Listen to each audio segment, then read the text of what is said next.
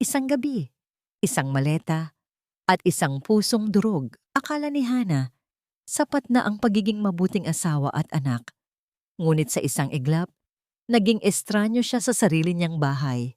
Ang kanyang kwarto ay naging pugad ng pagtataksil at ang kanyang pagsisikap ay naging puhunan ng mga gahaman. Ngunit sa likod ng bawat luha, may isang matibay na panata. Hindi siya mananatiling biktima. Sino ang tunay na magtatagumpay kapag ang lahat ng lihim ay nabuo na parang isang matalim na kutsilyo? Handa ka na bang masaktan, lumaban at muling mabuhay? Huwag kang mag-alala, ma. Si Liza naman ang tunay na asawa ko sa puso ko. Si Hana, siya lang ang ATM natin, ang makinang naglalabas ng pera para mabuhay tayo sa karangyaan. Ang boses ni Marco ay parang isang matalim na balisong na bumaon sa dibdib ni Hana. Nakatayo siya sa labas ng bahagyang nakabukas na pinto ng kanilang silid. Bit-bit ang isang maliit na kahon ng mamahaling relos na binili niya mula sa kanyang business trip sa Cebu. Gusto niya sanang sorpresahin ang asawa, suot ang kanyang pagod mula sa biyahe ngunit may ngiti sa mga labi dahil sa pananabik na makita ang pamilya. Ngunit ang bawat salitang lumalabas sa bibig ng lalaking pinagkatiwalaan niya ay unti-unting dumudurog sa kanyang pagkatao. Kasunod nito ay ang matinis at nang uuyam na tawa ni Doña Remedios. Tama ka, anak. Tiisin mo muna ang babaeng yan. Kapag naipanganak na ni Liza ang batang dinadala niya, at kapag nakuha na natin ang pirma ni Hana sa mga dokumento ng ari-arian, itatapon natin siya na parang basahan. Isipin mo na lang, ang bawat hiyas na suot ko ngayon at ang marangyang buhay ni Liza ay galing sa pawis ng bobong Hana na iyan. Nanigas ang buong katawan ni Hana. Ang kahon ng relos sa kanyang kamay ay tila naging kasing bigat ng isang sako ng semento. Naramdaman niya ang malamig na pawis na namumuo sa kanyang noo at ang kanyang mga tuhod ay tila nawalan ng lakas upang suportahan ang kanyang bigat. Ang hangin sa paligid ay biglang naging manipis. Tila kinakapos siya sa bawat paghinga. Ang kanyang puso, na kanina lang ay puno ng pagmamahal, ngayon ay tumitibok ng may kasamang matinding hapdi na parang bawat pintig ay may mga karayom na tumutusok sa kanyang mga ugat. Dahan-dahan niyang ibinaba ang kanyang paningin sa kanyang mga kamay. Ang mga kamay na ito ang nagtrabaho nang walang pahinga, pumirma ng mga kontrata hanggang madaling araw at nag-alaga sa biyenang may sakit, lahat para sa pangarap na isang masayang pamilya. Ngunit sa likod ng kanyang mga sakripisyo, ang bahay na itinuring niyang santuwaryo ay naging pugad pala ng mga ahas na unti-unting sumasakal sa kanya. Hindi siya sumigaw, hindi siya pumasok upang magwala. Sa halip, isang nakabibinging katahimikan ang bumalot sa kanya.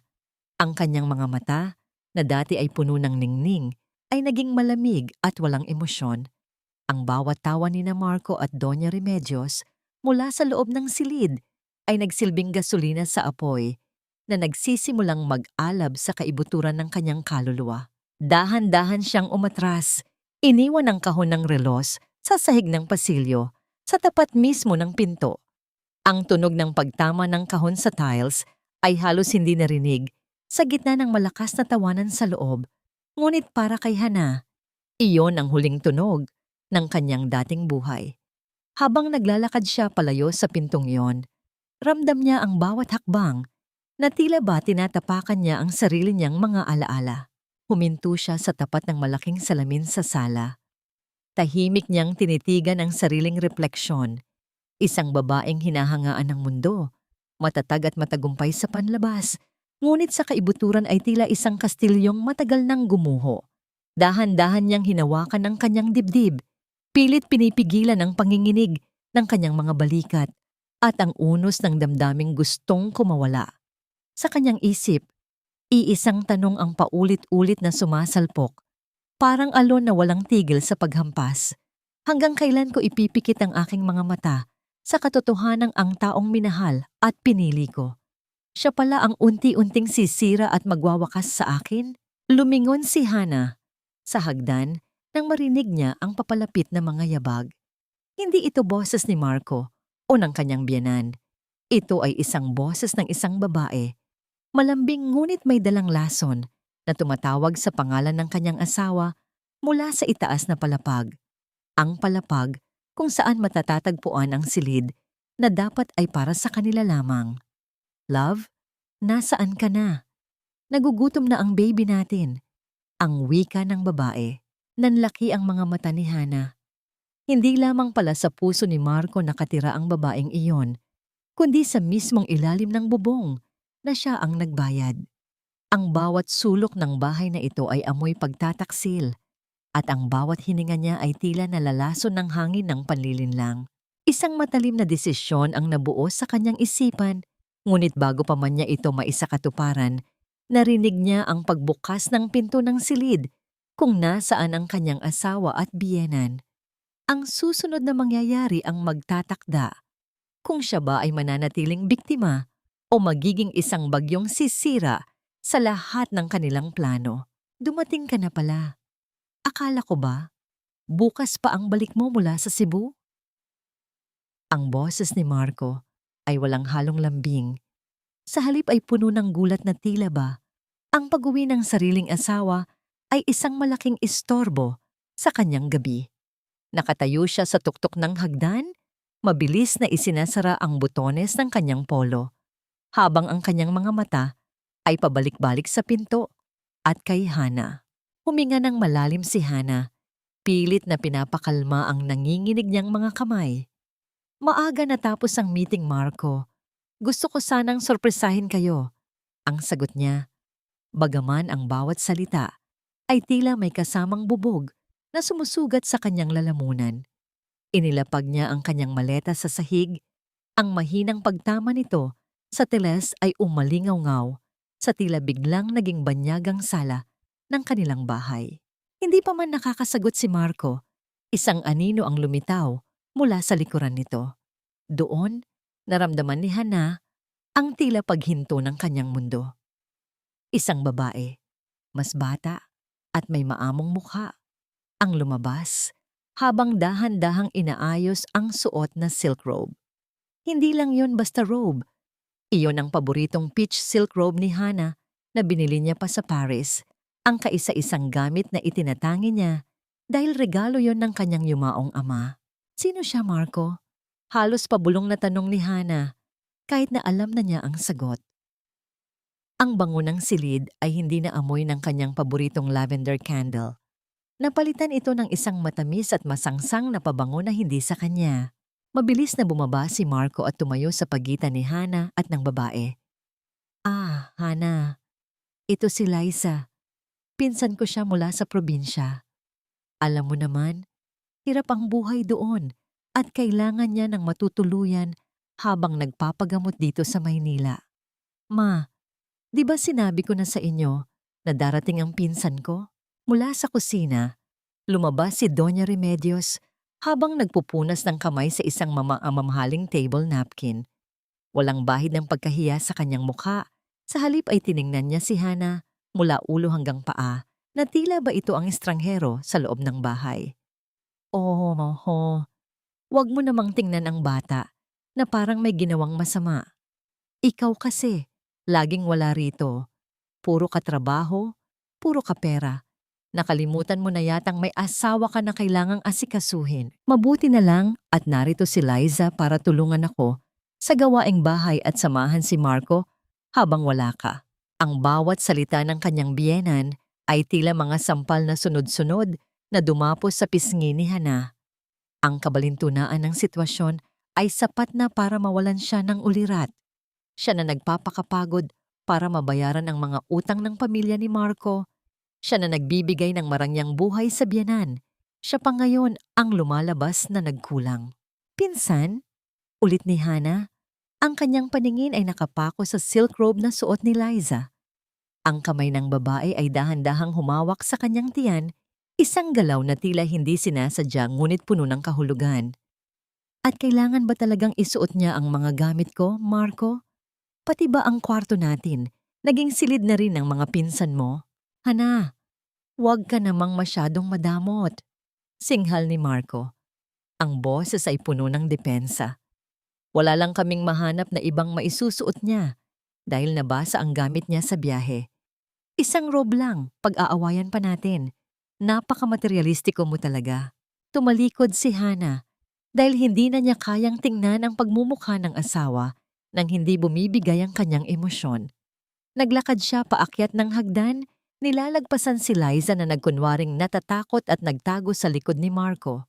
Bawat hakbang ni Hana sa carpet ng hagdan ay tila pagtapak sa mga durog na piraso ng kanyang pangarap. Pagpasok niya sa kanilang silid, ang lamig ng aircon ay hindi sapat para palamigin ang nag-aalab niyang galit. Ang kama ay maayos na, tila bagong ayos lang, ngunit ang lukot sa gilid ng unan ay nagpapatunay na may ibang humiga doon bukod sa kanyang asawa. Lumapit siya sa kama, ang kanyang puso ay mabilis na tumitibok, na parang tambol na nagbababadya ng digmaan. Dahan-dahan niyang itinaas ang kanyang unan, umaasang mali ang kanyang hinala.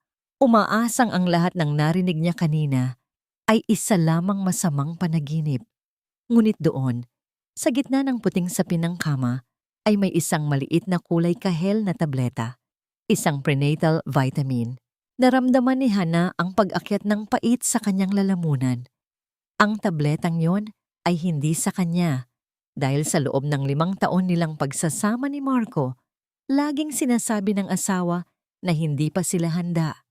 Naunahin muna ang career, na huwag munang magmadali. Pero ngayon, ang ebidensya ng isang buhay na nabubuo sa labas ng kanilang sumpaan ay nasa harap na niya. Paano naging ganito kadali para sa kanila na burahin ako sa sarili kong buhay habang ako ang nagsisilbing haligi na pumipigil sa pagguho ng kanilang mundo? Narinig niya ang marahang pagbukas ng pinto. Sa anino ng salamin, nakita niya si Marco na nakatayo. Ang muka ay wala ng bahid ng gulat, kundi isang malamig na determinasyon. Hana, kailangan nating mag-usap tungkol sa mga dokumento ng bahay. Sabi ni Mama, kailangan na nating ilipat ang pangalan para sa security ng pamilya. Hindi lumingon si Hana. Sa halip, mahigpit niyang ikinubli ang bitamina sa kanyang palad. Ang matutulis na gilid nito ay bumaon sa kanyang balat. Isang hapdi na mas pinili niya kaysa sa sakit na nararamdaman ng kanyang puso. Hana, kailangan ko ng 200,000 piso. Ngayon na, ang boses ni Doña Remedios ay walang halong pakiusap. Pumasok siya sa silid ni Hana nang hindi kumatok. Dala ang isang listahan na tila ba isang bayarin na dapat bayaran ng kanyang manugang. Nakaupo si Hana sa dulo ng kama. Tinititigan ang kanyang mga kamay na tila doon niya hinahanap ang lakas na hindi na niya maramdaman sa kanyang puso. Para saan po yun, Ma? Noong nakaraang buwan lang ay nagpadala ako ng 100,000 para sa pampaayos ng bubong sa probinsya. Mahinahon, ngunit may pait na tanong ni Hana. Ang bawat sentimong kinikita niya mula sa kanyang mga real estate deals ay pinaghihirapan niya ng dugo at pawis, ngunit sa paningin ng kanyang biyenan, ang kanyang pitaka ay isang balon na walang hangganan.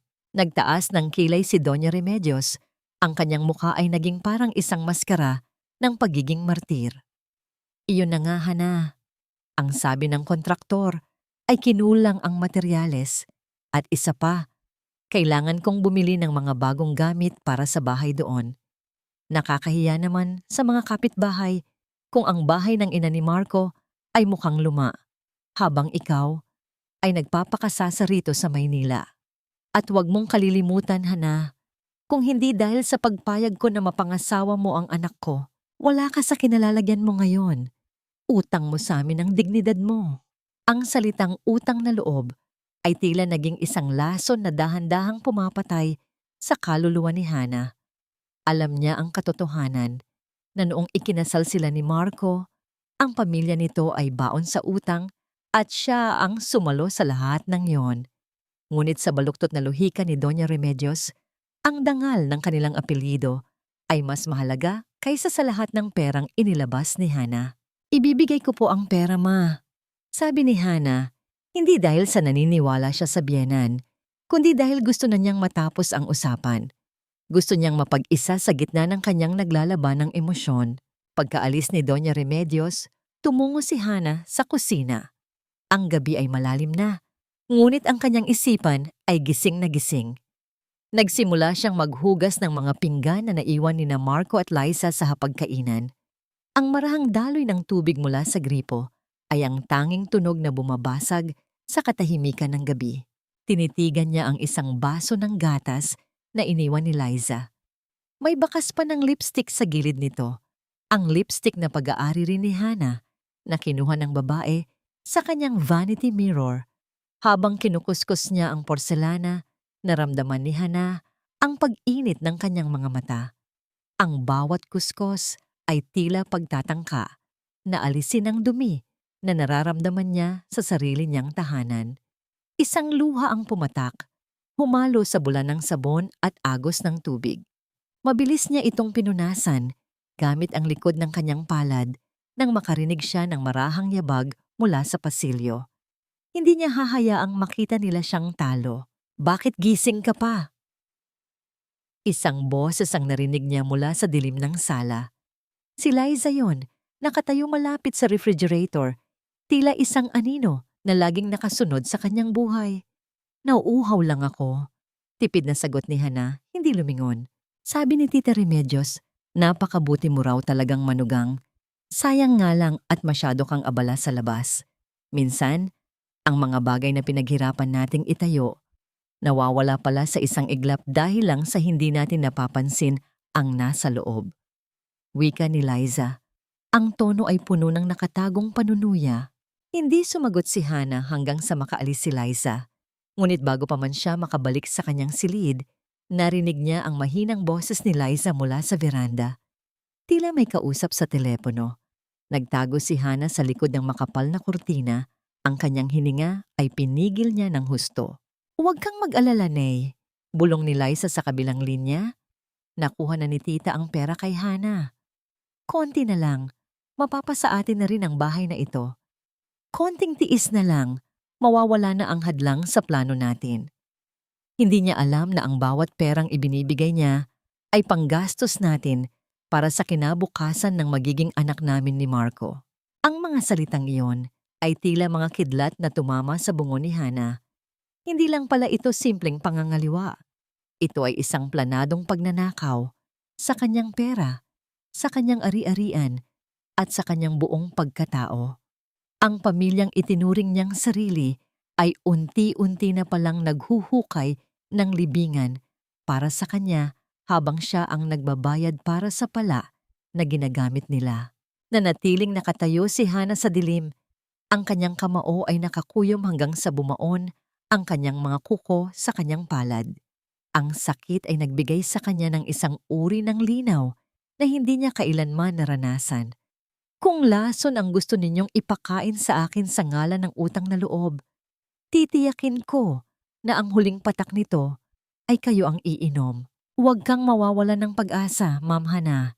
Hindi natutulog ang Diyos at lalong hindi nakakalimot ang langit sa mga taong tapat ang kalooban. Ang boses ni Mang Ben ay may dalang init na matagal nang hindi nararamdaman ni Hana.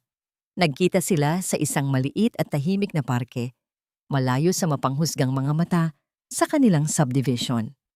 Si Mang Ben ang matapat na driver ng kanyang ama, noon pa man, ang taong nakasaksi sa kanyang paglaki at sa lahat ng mga sakripisyong ibinigay niya para sa pamilya ni Marco. Sa gitna ng mundong puno ng panlilinlang, ang matanda na lamang ang tanging koneksyon ni Hana sa kanyang nakaraang puno ng dangal. Salamat, Mang Ben. Sa totoo lang, hindi ko na alam kung sino pa ang mapagkakatiwalaan ko. Mahinang tugon ni Hana habang nakatingin sa mga batang naglalaro sa damuhan. Ang kanyang tinig ay tila isang manipis na sinulid na anumang oras ay maari nang maputol. Dahan-dahang inabot ni Mang Ben ang isang kulay kape na envelope. Ang tunog ng pagkakis-kis ng papel sa kanyang mga palad ay tila isang babala. Ma'am, alam kong masakit ito, pero hindi ko matitiis na makita kayong niloloko sa ilalim ng sarili ninyong bubong. Noong nakaraang linggo, inutusan ako ni Sir Marco na ihatid si Liza sa isang ospital sa labas ng probinsya. Sabi niya, check-up lang daw. Pero dahil sa hinala ko, bumalik ako at nagtanong-tanong. Binuksan ni Hana ang envelope. Sa loob ay may mga kopya ng resibo ng ospital at isang logbook entry. Ang pangalan ng pasyente ay Liza Santos, ngunit ang nakalagay na garantor at ang nagbayad ng paunang deposito ay si Marco Valeriano. Mas masakit pa rito, ang address na ibinigay nila ay ang mismong address ng bahay ni Hana. Inari na nila ang kanyang tahanan bago pa man siya tuluyang maalis doon. Naramdaman ni Hana ang tila pagguho ng lupa sa kanyang kinatatayuan. Ang mga dokumentong hawak niya ay hindi lamang mga papel. Ang mga ito ay mga pako na muling nagbabaon sa kanyang puso sa krus ng kataksilan. Ang bawat sentimong ibinayad sa ospital na yon ay galing sa kanyang mga naipon. Ang perang dapat sana ay para sa kanilang pagtanda ni Marco. May isa pa, ma'am, dagdag ni Mang Ben. Ang kanyang tinig ay puno ng lungkot. Nakita ko rin si Sir Marco na nakikipag-usap sa isang broker. Itinatago nila ang mga papeles ng lupaing iniwan ng inyong ama. Tila balak nilang isangla o ibenta ito nang hindi ninyo nalalaman. Ang hapdi sa dibdib ni Hana ay napalitan ng isang malamig at matalim na galit. Ang alaala ng kanyang ama, ang tanging bagay na sagrado sa kanya, at ang malamang balak itong bastusin ni Marco ay tila sapat na upang magising ang isang bahagi ng kanyang pagkatao na matagal na niyang ibinaon para sa kapayapaan. Salamat, Mang Ben. Huwag mong sasabihin sa kanila na nagkita tayo. Ituloy mo lang ang pagmamasid. Wika ni Hana. Tumayo siya. Ang kanyang tindig ay tila mas matuwid kaysa kanina. Bagaman ang kanyang puso ay nananatiling durog. Pag-uwi niya sa bahay, sinalubong siya ng nakabibinging katahimikan ng sala. Ngunit mula sa itaas, narinig niya ang mahinang tawanan ni na Marco at Liza. Ang tunog ng kanilang kaligayahan ay tila mga patak ng asido sa kanyang balat. Naglakad siya patungo sa kanyang silid-aklatan at kinuha ang isang maliit na kagamitan na binili niya sa isang tech shop bago umuwi. Ito ay isang maliit na kamera. Kasing laki lamang ng isang botones na nakatago sa loob ng isang digital na orasan. Ang bawat pag-ikot ng tornilyo habang inihahanda niya ito ay tila isang panata ng paghihiganti.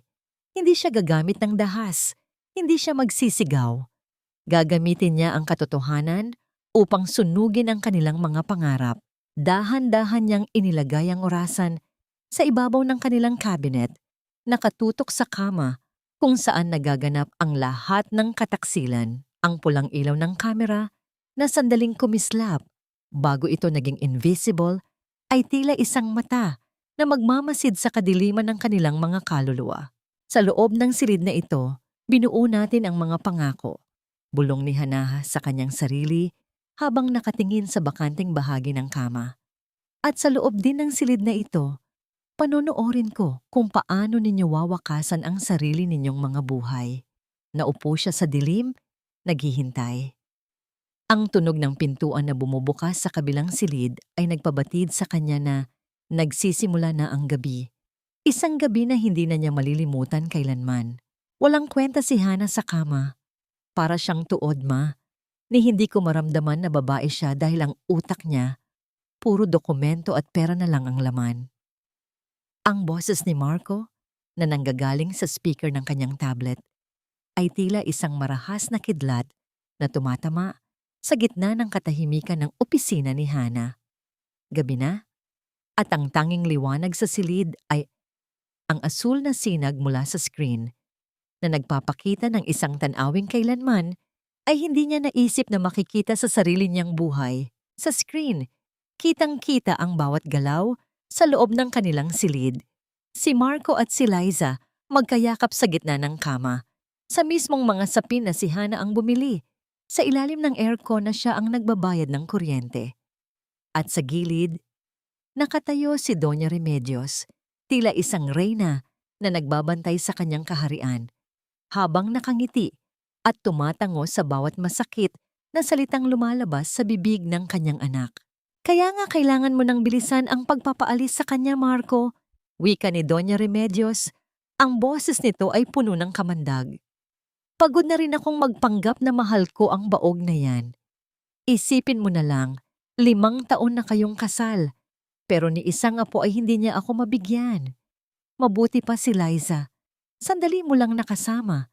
Heto at may bunga na agad. Ang kailangan na lang natin ay ang mga dokumento. Kapag pirmahan na, itapon na natin ang babaeng yan, pabalik sa putikan kung saan siya nanggaling. Naramdaman ni Hana ang tila paghinto ng pintig ng kanyang puso. Ang salitang baog ay tila isang lason na tumagos sa kanyang balat at dumiretso sa kanyang kaluluwa. Sa loob ng 5 taon, dinala niya ang bigat ng paninisi sa sarili dahil sa hindi nila pagkakaroon ng anak, lingid sa kaalaman niya na ang lalaking pinagsisilbihan niya ay lihim na nagtatanim ng binhi sa ibang lupain, habang siya ay pinagmumukhang basura sa harap ng kanyang sariling pamilya. Ang kanyang mga daliri ay nanginginig habang nakahawak sa gilid ng mesa.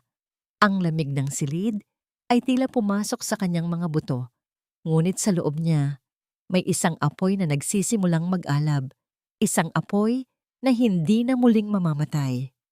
Pinanood niya kung paano haplusin ni Marco ang tiyan ni Liza, ang parehong mga kamay na humahaplos sa kanya tuwing gabi habang bumubulong ng mga kasinungalingan tungkol sa pag-ibig at katapatan.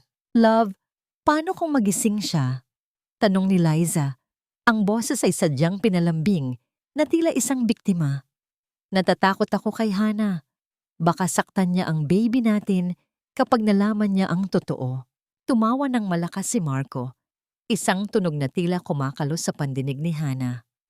Huwag kang mag-alala, Liza. Isang pirma na lang sa special power of attorney na gagawin ko, mawawalan na siya ng boses.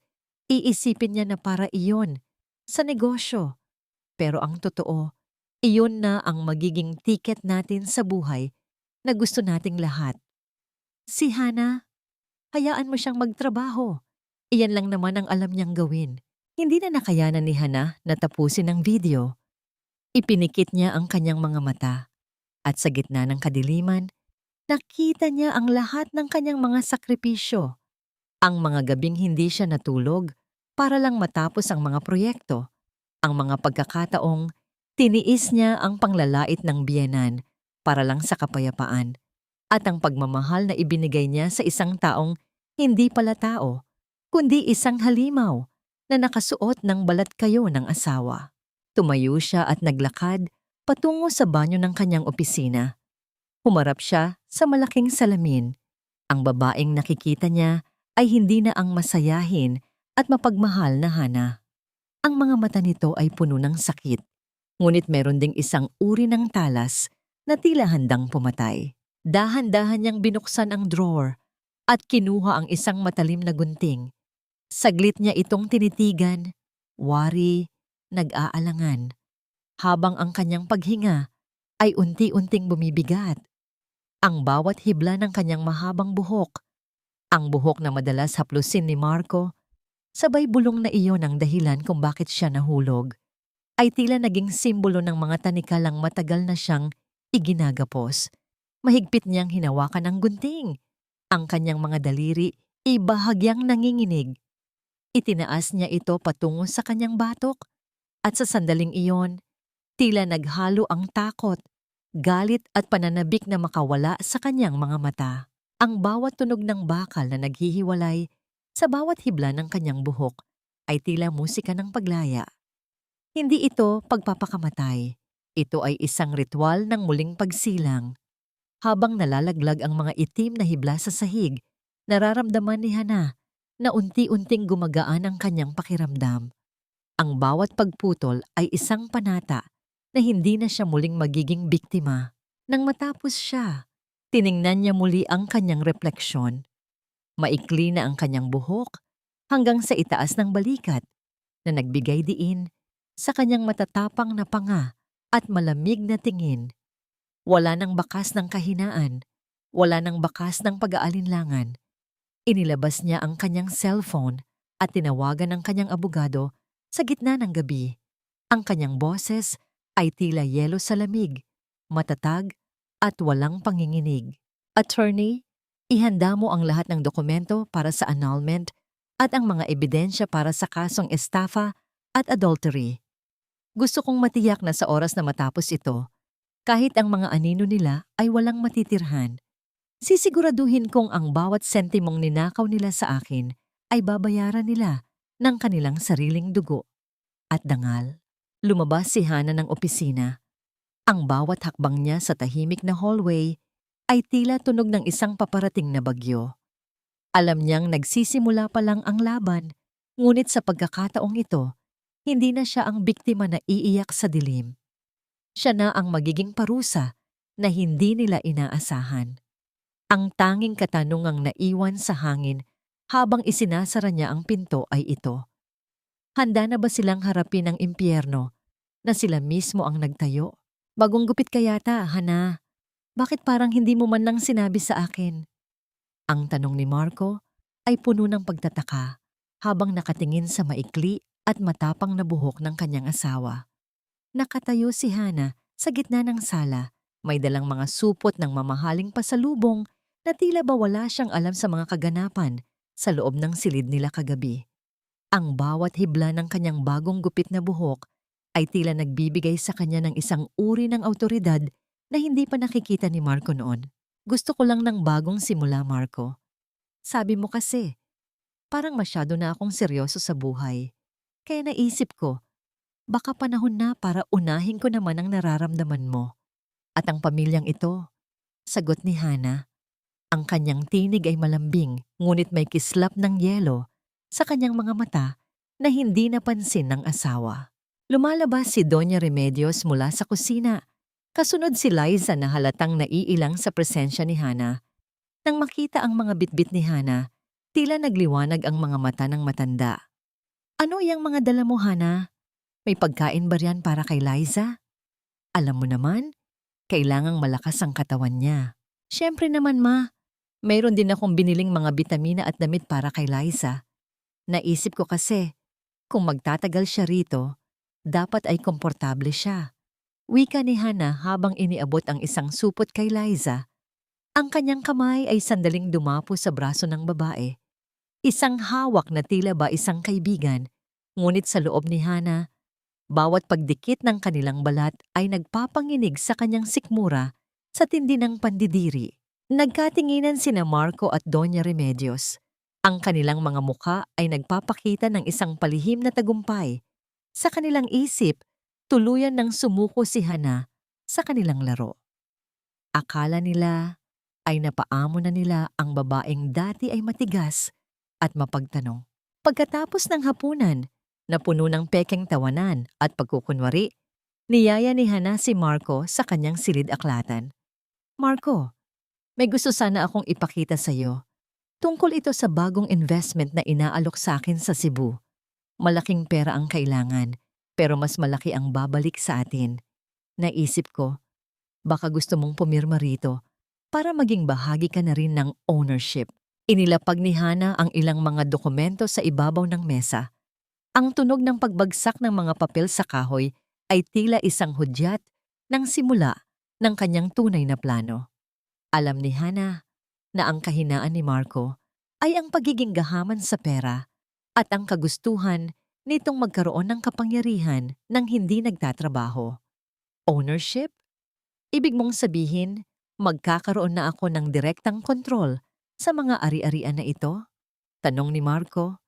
Ang kanyang mga mata ay nagniningning sa katusuhan. Oo, Marco, pero kailangan nating ayusin ang ilang technicalities. Itong dokumentong ito ay para sa paglilipat ng ilang shares mula sa joint account natin patungo sa isang trust fund na ikaw ang beneficiary. Sa ganitong paraan, hindi ito maaring galawin ng bangko o ng tax authorities sakaling magkaroon ng problema ang kumpanya. Paliwanag ni Hana habang dahan-dahang iniaabot ang isang mamahaling ballpen. Ang dokumentong hawak ni Marco ay hindi para sa trust fund. Ito ay isang pagkilala sa utang at isang waiver na naglalayong ibalik ang lahat ng ari-ariang kinuha ni Marco mula sa pera ni Hana patungo sa isang hiwalay na legal entity na hindi maaring mahawakan ng asawa sakaling magkaroon ng diborsyo o annulment. Ngunit dahil sa dami ng mga terminong legal at sa tiwalang akala ni Marco ay nakuha na niya kay Hana, hindi na niya binasa ang maliliit na letra sa ibaba. Para sa kinabukasan natin ito, Hana? Para sa pamilya? Tanong ni Marco habang nakatitig sa asawa. Para sa lahat ng nararapat, Marco. Para sa kung ano ang tama. Sagot ni Hana. Ang kanyang puso ay tumitibok ng mabilis habang pinapanood ang bawat paggalaw ng kamay ni Marco patungo sa papel. Dahan-dahang idiniin ni Marco ang ballpen sa dokumento. Ang tunog ng paggasgas ng tinta sa papel ay tila musika sa pandinig ni Hana. Isang pirma. Isang malaking hakbang patungo sa kanilang pagkawasak. Nang matapos si Marco, ibinigay niya ang mga papel kay Hana nang may kasamang malapad na ngiti. Salamat, Hana. Alam kong hindi ako nagkamali sa pagpili sa'yo, sabi ni Marco, bago siya tumayo at lumabas ng silid upang ibalita ang tagumpay sa kanyang ina at kay Liza. Naiwang mag-isa si Hana sa loob ng silid. Hawak niya ang mga dokumento, ang kanyang mga daliri ay humahaplos sa sariwang tinta. Isang mapait na ngiti ang sumilay sa kanyang mga labi. Ang bawat sakripisyo niya, ang bawat luhang pumatak sa dilim, ay unti-unti nang nagkakaroon ng katumbas na kabayaran. Ngunit bago pa man siya makapagsimulang magplano para sa susunod na hakbang, muling bumukas ang pinto. Si Marco iyon, ngunit wala na ang ngatan ng ngiti sa kanyang mukha.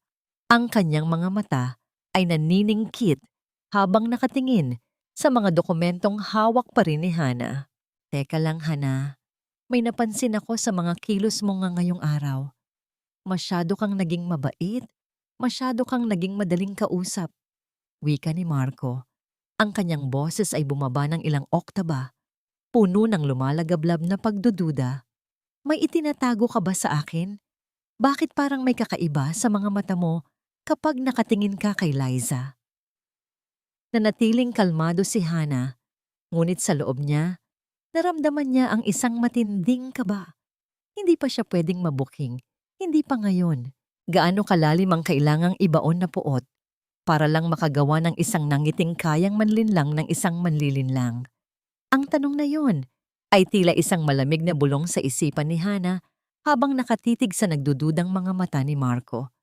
Ang hangin sa loob ng silid-aklatan ay tila naging kasing bigat ng bakal at ang bawat segundong dumadaan ay tila isang oras ng paghatol. Bakit, Marco? Hindi mo ba nagustuhan ang atensyong ibinibigay ko? Mahinahong sagot ni Hana habang dahan-dahan niyang inililigpit ang mga dokumento sa kanyang bag. Sabi mo kasi noon, masyado akong malamig, na para akong robot na walang ibang alam kundi trabaho. Ngayong sinusubukan kong bumawi. Ngayon mo naman ako paghihinalaan? Siguro nga, kahit ano ang gawin ko, hinding-hindi ako magiging sapat sa paningin ninyo. Yumuko si Hana. Pilit na itinatago ang kanyang muka upang hindi makita ni Marco ang kawalan ng luha sa kanyang mga mata. Ang kanyang mga balikat ay sadyang pinanginig niya ng bahagya. Isang kilos na tila isang sugatang ibon na humihingi ng awa. Ang pag-arte niyang ito ay isang mapait na kabalintunaan. Ang babaeng binuo ng katotohanan ay kailangang mamuhay sa loob ng isang malaking kasinungalingan para lamang mabuhay. Agad na lumambot ang mukha ni Marco. Ang kanyang pagiging arogante ay mabilis na napalitan ng pagiging kampante nang makita ang tila panghihina ng asawa. Hindi naman sa ganoon, Hana. Nagulat lang ako. Sige na, huwag mo nang isipin yon. Magpahinga ka na. Kinabukasan, sa ilalim ng nagbabadyang ulan, muling nakipagkita si Hana kay Mang Ben sa isang lumang simbahan sa labas ng lungsod. Ang amoy ng kandila at ang malamig na simoy ng hangin sa loob ng katedral ay nagbigay sa kanya ng panandaliang kapayapaan. Sa madilim na sulok, iniabot ni Mang Ben ang isang serye ng mga larawan na kinuha mula sa isang madilim na eskinita sa tondo. "Ma'am Hana, heto na po ang hinahanap ninyo," bulong ni Mang Ben. Ang kanyang boses ay tila isang seryosong babala. Hindi lang po si Sir Marco ang niloloko ni Liza. Niloloko rin niya si Sir Marco. Tiningnan ni Hana ang mga larawan. Doon ay nakita niya si Liza, ang babaeng nagpapanggap na maamo at relihiyosa sa loob ng kanyang bahay, na nakikipagpalitan ng mahigpit na yakap at halik sa isang lalaking may mga tato sa braso at mukhang galing sa mundo ng krimen. Ang lalaking iyon ay si Dante, ang dating kasintahan ni Liza na ayon sa investigasyon ni Mang Ben ay kararating lang mula sa ibang bansa. Sila po ang madalas magkita tuwing akala ni Sir Marco ay nasa check-up si Liza, dagdag ni Mang Ben. At may narinig po akong usapan sa pagitan nila. Ang batang dinadala ni Liza. Hindi po yun kay Sir Marco. Naramdaman ni Hana ang tila paghinto ng oras. Ang katotohanan ito ay mas matalas pa sa anumang kutsilyo. Isang marahas na tawa ang muntik nang kumawala sa kanyang mga labi. Ngunit ang tanging lumabas ay isang gumaralgal na hininga. Ang buong pamilya ni Marco ay nagbubunyi para sa isang tagapagmana na ang tanging pamana ay ang kataksilan ng isang babaeng mas magaling pang magpanggap kaysa sa kanila. Ibig mong sabihin, Mang Ben, ang batang pinag-aawayan namin, ang batang dahilan kung bakit nila ako itatapon, ay hindi naman talaga dugo at laman ni Marco? Tanong ni Hana. Ang kanyang mga mata ay naniningkit sa tindi ng emosyong naghahalo sa kanyang dibdib. Opo, ma'am. Plano nilang gawing gatasan si Sir Marco kapag naisilang na ang bata. Gagamitin nila ang pera ninyo para bumuo ng sarili nilang pamilya sa ibang lugar, sagot ng matanda. Lumabas si Hana ng simbahan habang ang ulan ay nagsisimula ng pumatak ng malakas. Ang bawat patak ng tubig sa kanyang balat ay tila naghuhugas sa mga huling bakas ng awa na mayroon siya para kay Marco. Kung kanina ay balak lang niyang bawiin ang kanyang mga ari-arian, ngayon ay nais na niyang makita kung paano guguho ang mundo ni Marco kapag nalaman nito na ang anak na kanyang ipinagmamalaki ay ang pinakamalaking panlilinlang sa kanyang buhay. Pagbalik niya sa bahay, nadatnan niya ang isang malaking handaan sa sala. Naroon ang mga kamag-anak ni Marco, nagtatawanan at binabati ang biyenan niya. Sa gitna ng lahat, si Liza ay nakaupo sa isang parang trono, hinahaplos ang kanyang tiyan, habang si Marco ay nakayakap sa kanyang balikat. Puno ng pagmamalaki. "Nariyan na pala ang ating dakilang manggagawa," sigaw ni Doña Remedios nang makita si Hana. "Halika rito, Hana. Magdiwang tayo. Malapit na nating malaman ang kasarian ng aking apo. Siguradong lalaki ito dahil malakas ang lahi ng mga Valeriano." Tumayo si Hana sa gilid ng sala. Tinititigan ang masayang pamilya na ang pundasyon ay gawa sa buhangin at kasinungalingan. Isang maliit na ngiti ang sumilay sa kanyang mga labi. Isang ngiting puno ng lihim na tagumpay. Dahan-dahan niyang hinawakan ang kanyang bag, kung saan nakatago ang mga larawan ni Liza at Dante. "Oo, ma. Magdiwang tayo," wika ni Hana. Ang kanyang boses ay nangingibabaw sa ingay ng tawanan. Dahil sa gabing ito, walang sino man sa inyo ang makakatulog ng mahimbing pagkatapos nating malaman ang lahat ng katotohanan. Biglang tumahimik ang lahat. Ang bawat mata sa sala ay nakapako kay Hana. Ang kaba ay nagsimulang gumapang sa mukha ni Marco nang makita ang kakaibang kislap sa mga mata ng kanyang asawa. "Ano ang itinatago mo sa bag na yan, Hana? At bakit parang nakikita ko na ang sarili naming kamatayan sa iyong mga ngiti? Ang kapal ng mukha mong tumayo rito at makisalo sa amin, Hana. Gayong alam mong wala kang silbi bilang asawa dahil hindi mo kayang bigyan ng anak ang aking si Marco." Ang boses ni Doña Remedios ay nangingibabaw sa gitna ng tawanan sa sala, tila isang lason na sadyang ibinuhos sa gitna ng isang piging. Nakatayo si Hana sa may pintuan, hawak ang kanyang bag, na tila ba doon nakasalalay ang kanyang buong buhay. Ang bawat salita ng biyenan ay tila isang kutsilyong humihiwa sa kanyang dignidad. Ngunit sa pagkakataong ito, hindi na nararamdaman ni Hana ang hapdi. Ang tanging nararamdaman niya ay ang malamig na bigat ng katotohanang nakatago sa loob ng kanyang dalang envelope. Tumingin si Hana sa paligid. Ang sala ay puno ng mga bulaklak at dekorasyon na kulay asul at rosas. Isang gender reveal party na siya mismo ang nagbayad, ngunit siya ang pinalalabas na kontrabida. Nakita niya si Marco na masayang nakikipag-inuman sa kanyang mga pinsan. Ipinagmamalaki ang binhi na malapit na raw isilang. Sa kabilang dulo, si Liza ay nakaupo sa isang silya, tila isang birhen na dinadapuan ng grasya habang hinihimas ang tiyan na puno ng panlilinlang. Ma, huwag niyo na siyang pansinin. Hayaan na lang natin siyang manood kung paano magkaroon ng tunay na pamilya. Wika ni Marco habang lumalapit kay Liza at hinahalikan ito sa noo. Ang eksenang yon ay tila isang mabisang dula, isang palabas na ang layunin ay durugin ang huling bakas ng pagkatao ni Hana. Huminga ng malalim si Hana. Naglakad siya patungo sa kanyang silid-aklatan at dahan-dahang isinara ang pinto upang hindi marinig ang ingay sa labas. Sa ilalim ng malamlam na liwanag ng lampara, inilabas niya ang mga dokumentong ibinigay ni Mang Ben at ang resultang nakuha niya mula sa pribadong laboratorio. Ang kanyang mga daliri ay nanginginig habang binubuksan ang selyadong papel. Ang bawat tunog ng pagpunit ng envelope ay tila isang tibok ng puso na bumibilis.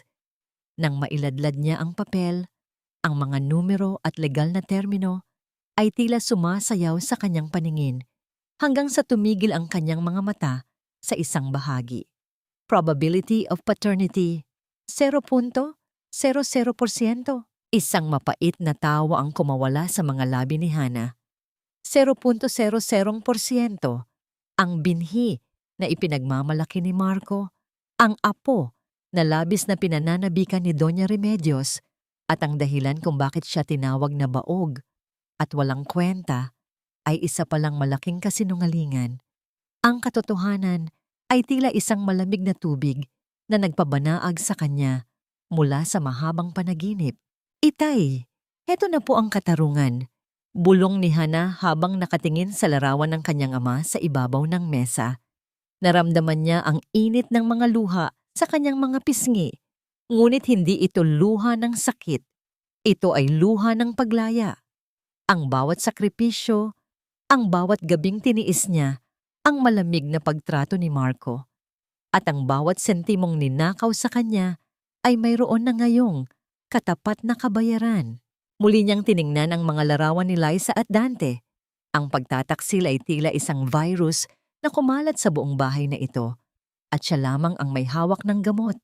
Isang gamot na kasing pait ng apdo. Bumukas ang pinto ng silid-aklatan. Pumasok si Doña Remedios. Ang kanyang muka ay puno ng kasakiman. Hana, kanina pa kita hinahanap. Sabi ni Marco, pipirmahan mo na raw ang paglilipat ng mga shares ng kumpanya para sa magiging anak niya. Huwag mo nang patagalin ito. Ibigay mo na ang nararapat sa aking apo bago pa magbago ang isip ko at palayasin kita rito nang walang dala. Dahan-dahang tumayo si Hana. Inayos niya ang kanyang tayo at tinitigan ng diretso ang kanyang biyenan. Ang takot na dati ay bumabalot sa kanya ay tila naglaho na parang usok. Ma, ibibigay ko ang lahat ng nararapat sa inyo. Wika ni Hana. Ang kanyang boses ay tila yelo sa lamig. Ibibigay ko ang bawat sentimo, ang bawat dangal, at ang bawat katotohanang matagal ninyong itinago sa dilim. Pero siguraduhin ninyo, Ma, na handa kayong tanggapin ang ibibigay ko dahil pagkatapos ng gabing ito, wala nang matitira sa inyo kundi ang amoy ng sarili ninyong kabulukan. Nanlaki ang mga mata ni Doña Remedios. Ano ang ibig mong sabihin, babae? Pinagbabantaan mo ba ako? Hindi sumagot si Hana. Sa halip, kinuha niya ang envelope at lumabas ng silid patungo sa gitna ng sala, kung saan ang lahat ay naghihintay para sa anunsyo ng kasarian ng bata. Ang kanyang bawat hakbang ay tila tunog ng isang orasan na malapit ng tumunog para sa huling pagkakataon. Nang makarating siya sa gitna, itinaas niya ang envelope. Ang lahat ng mata ay nakatuon sa kanya. Ang katahimikan ay tila isang mabigat na kumot na bumalot sa buong bahay. Marco, ma, mayroon akong regalong hindi ninyo inaasahan, sabi ni Hana habang ang kanyang mga mata ay nakapako sa nangangatog na si Liza. Isang regalo na magsasabi sa inyo kung sino ba talaga ang tunay na tagapagmana ng pamilyang ito. Sino ang tunay na ama, Marco? At sino ang tunay na biktima sa dula-dulaang ito na kayo mismo ang sumulat?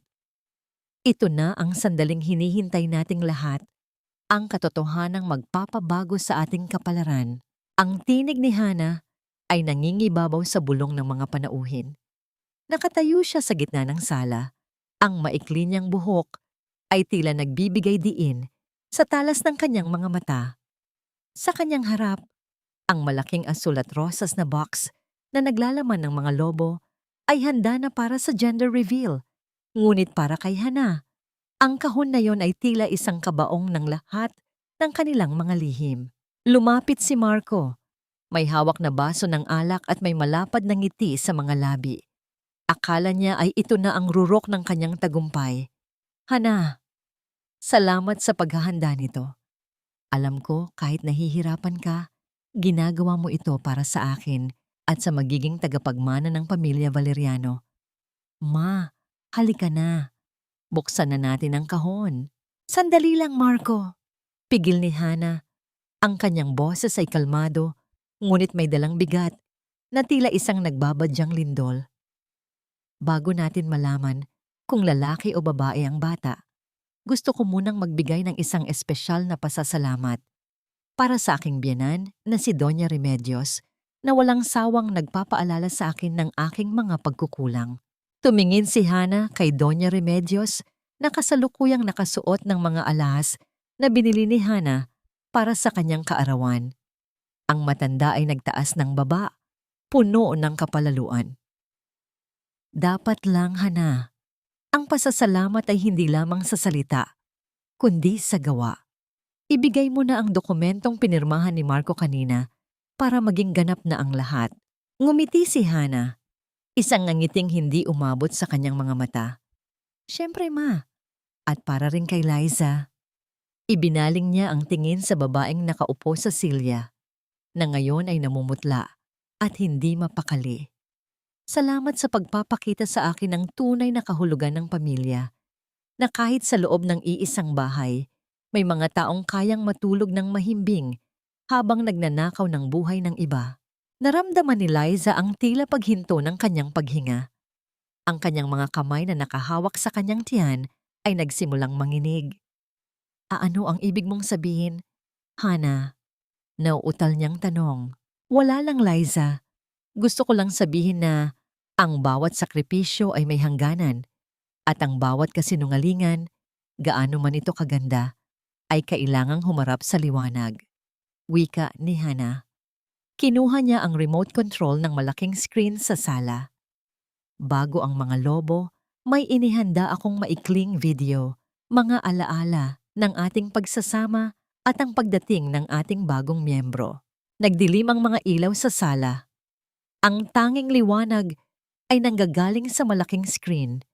Ang mga panauhin ay nagsimulang tumahimik, puno ng pananabik. Si Marco ay uminom ng huling lagok ng kanyang alak, hindi napapansin ang malamig na pawis na namumuo sa kanyang batok. Nagsimula ang video, ngunit sa halip na mga baby pictures o ultrasound, ang lumitaw ay ang mga footage mula sa camera na itinago ni Hana sa kanyang silid.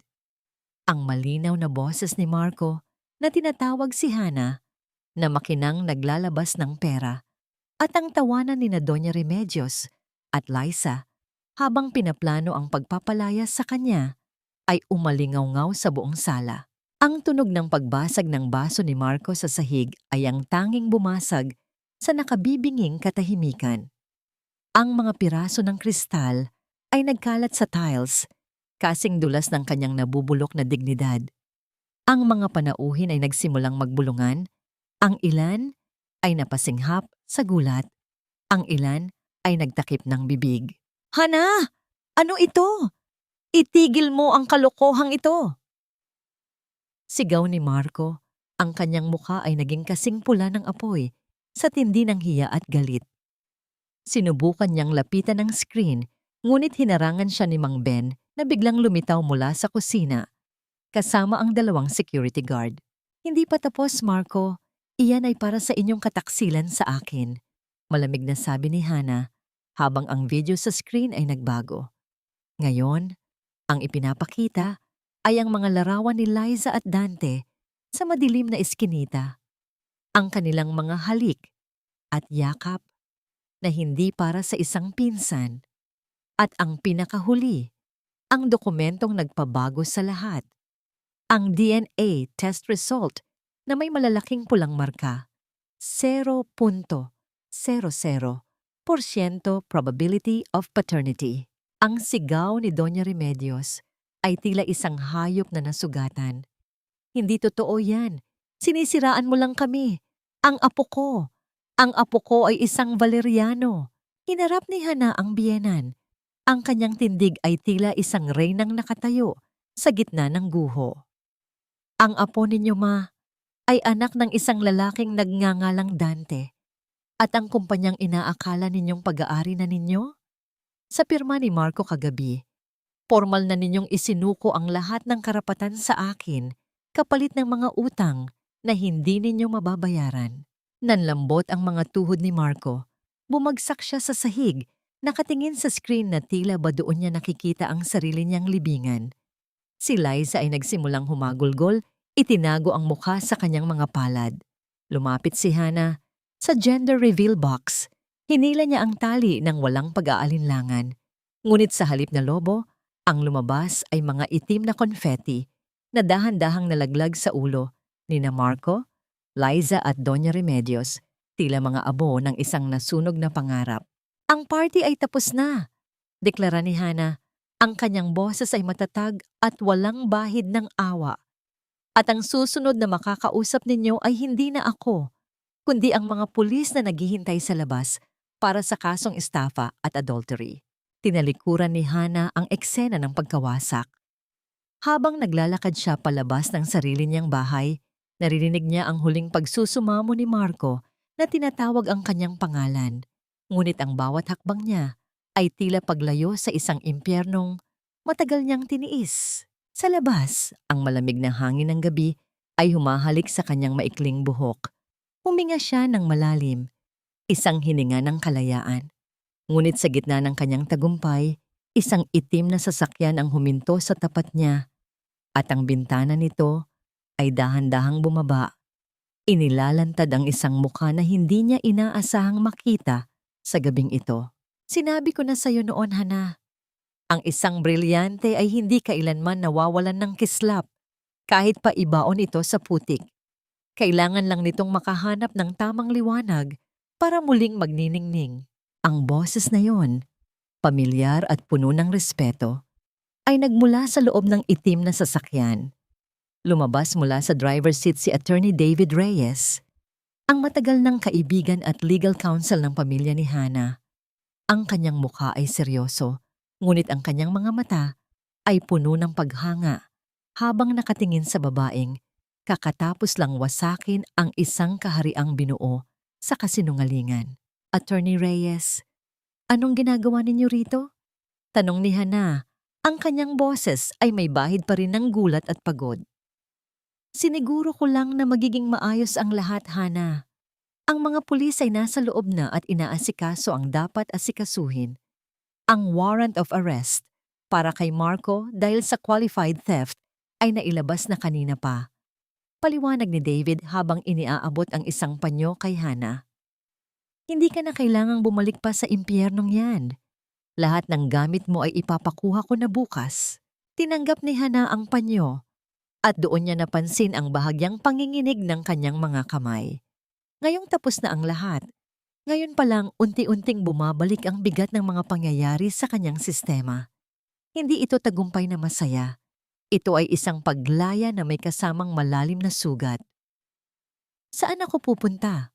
Mahinang tanong ni Hana habang ang tunog ng sirena ng pulis sa kanyang likuran ay nagsisimulang maging isang malabong ingay. May inihanda akong lugar para sa'yo. Isang ligtas na lugar kung saan maaari kang magsimula muli. Sagot ni David habang binubuksan ang pinto ng kotse. Sa ngayon, ang kailangan mo ay kapayapaan. Habang paalis ang sasakyan, nakita ni Hana mula sa salamin ang eksena sa labas ng kanyang dating bahay. Si Marco, nakaposas at sa pilitang isinasakay sa police car. Ang kanyang mukha ay puno ng galit at hindi makapaniwala. Si Doña Remedios, nakaupo sa gutter, humahagulgol habang tinuturo si Hana, isinusumpa ang kanyang pangalan.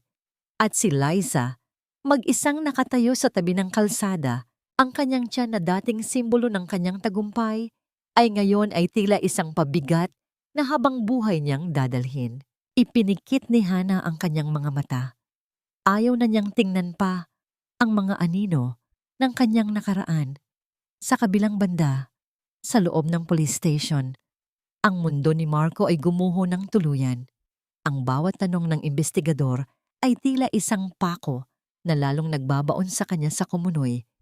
Ngunit ang pinakamasakit na dagok ay dumating nang makita niya si Liza na pumapasok sa interrogation room, kasama ang sarili nitong abogado. Pinapatawad kita, Marco. Wika ni Liza, ang kanyang mga luha ay tila tunay, ngunit ang kanyang mga mata ay kasing lamig ng yelo. Naging biktima lang din ako ng mga pangako mo, pero para sa kapakanan ng aking magiging anak, kailangan kong sabihin ang totoo. Ipinilit niya sa akin na palaglagin ang bata. Kapag nakuha na niya ang pera ni Hana, pinagbantaan niya ang buhay namin. Nanlaki ang mga mata ni Marco. Sinungaling! Ikaw ang nagplano ng lahat ng ito. Ikaw ang may kasalanan. Ngunit huli na ang lahat. Sa ilalim ng payo ng kanyang abogado, si Liza ay nag-apply bilang state witness. Kapalit ng kanyang testimonya laban kay Marco, siya ay bibigyan ng immunity mula sa kasong adultery. Sa isang iglap, ang babaeng minahal at ipinaglaban ni Marco ay naging ang pinakamatalim na sandata na wawasak sa kanya sa kulungan. Kinabukasan ang balita ay kumalat na parang apoy sa kanilang komunidad at sa mundo ng negosyo. Real estate magnate Hana Villaflor, biktima ng malawakang panloloko ng asawa at biyenan. Ang bawat headline ay isang sampal ng katotohanan na sumisira sa pangalan ng pamilya Valeriano. Si Doña Remedios, na dati ay ipinagmamalaki ang kanyang apelyido, ay hindi na makalabas ng bahay dahil sa tindi ng hiya. Ang kanyang mga kaibigan sa alta sosyedad ay iniwasan siya na parang may ketong. Habang nagdurusa sila sa kahihiyan, si Hana ay dinala ni David sa isang tahimik na beach house sa Batangas na pag-aari ng pamilya Reyes. Ang bahay ay nakatayo sa ibabaw ng isang maliit na burol, tanawang asul na dagat. Ang tunog ng mga alon na humahampas sa dalampasigan ay tila musika na unti-unting naghihilom sa kanyang mga sugat. Sa unang pagkakataon sa loob ng maraming taon, natulog si Hana nang walang takot at walang bigat sa dibdib. Ngunit sa kanyang paggising kinabukasan, isang pamilyar na tunog mula sa kanyang laptop ang gumulat sa kanya. Isang video call mula sa isang hindi kilalang numero. Nang sagutin niya ito, isang mukha mula sa nakaraan ang lumitaw sa screen. Isang mukha na konektado sa pinakamalaking kalaban ng kanyang ama sa negosyo. Miss Villaflor? O dapat ko bang sabihing Mrs. Valeriano pa rin? Nabalitaan ko ang nangyari. Nakakalungkot. Ngunit sa bawat pagbagsak, mayroong oportunidad. At ang kumpanya mo, Hana, ay mukhang napakasarap na oportunidad para sa akin ngayon na ikaw ay mag-isa at mahina. Ang boses ni Mr. Montenegro, ang karibal ng kanyang ama, ay tila isang babala. Ang digmaan sa loob ng kanyang tahanan ay tapos na, ngunit isang mas malaking laban ang naghihintay sa kanya sa labas. At sa pagkakataong ito, hindi lang pera, at ari-arian ang nakataya, kundi ang buong legasiya na ipinaglaban ng kanyang ama hanggang sa huling hininga nito. Huwag mong ipagkamali ang aking pagiging tahimik sa kahinaan, Mr. Montenegro. Ang isang leon ay hindi kailangang umungol para ipaalam na siya ang hari. At ang aking kumpanya ay hindi isang pagkain na basta mo na lang isusubo. Ang mga salita ni Hana ay matalas at walang bahid ng takot, kahit na ang kanyang puso ay nagsisimulang tumibok ng may pag-aalala. Ang pagpapakita ni Mr. Montenegro, ang lalaking sumubok wasakin ang negosyo ng kanyang ama noon, ay isang senyales na ang laban ay hindi pa tapos. Sa halip, ito ay nagsisimula pa lamang sa isang mas malawak na larangan. Talaga ba, Hana? Tingnan natin, sagot ni Montenegro. Ang kanyang nangiti ay puno ng pang-uuyam. Ang board of directors mo ay nagsisimula ng mag-alinlangan. Ang mga kliyente mo ay kinakabahan, isang maling galaw mo lang, at ang lahat ng pinaghirapan ng iyong ama ay mapupunta sa aking mga kamay. Abangan mo ang sulat mula sa aking mga abogado. At ang screen ay nagdilim. Naramdaman ni Hana ang pamilyar na bigat sa kanyang dibdib. Ang kapayapaan na kanyang naramdaman ay tila isang panaginip na biglang nagwakas. Tumingin siya sa labas ng bintana, sa malawak na karagatan. Ang mga alon ay mapayapa, ngunit sa ilalim nito ay may mga agos na kayang magpabagsak kahit sa pinakamalaking barko. Hindi ka mag-isa sa laban na ito, Hana. Ang boses ni David Reyes ay nagmula sa kanyang likuran. Dala nito ang isang tasa ng mainit na kape. Ang pamilya ko ay may utang na loob sa iyong ama. Hindi namin hahayaan na bumagsak ang Villaflor Realty. Paano, David? Si Montenegro ay isang buwitre. Naghihintay lang siya ng tamang panahon para umatake. Wika ni Hana. Ang kanyang tinig ay nagbabadya ng pag-aalala sa pamamagitan ng pagpapakita sa kanila na hindi ka natitinag. Kailangan mong bumalik sa Maynila. Kailangan mong harapin ang board. Ipakita mo sa kanila na ang Hana na bumalik ay mas matatag at mas matalino kaysa sa Hana na umalis. Payo ni David, ang kanyang mga mata ay puno ng tiwala. Sa kulungan, ang mundo ni Marco ay patuloy na lumiliit. Ang kanyang mga araw ay puno ng pagsisisi at galit. Ang kanyang abogado ay nagdala ng isang balita na lalong nagpabagsak sa kanyang pag-asa. Mr. Valeriano, si Liza Santos ay naghain ng temporary protection order laban sa iyo. Sinabi niya na natatakot siya para sa kanyang buhay at sa buhay ng kanyang dinadala. Bilang resulta, ang korte ay malamang na pumanig sa kanya sa kasong isinampa mo na perjury.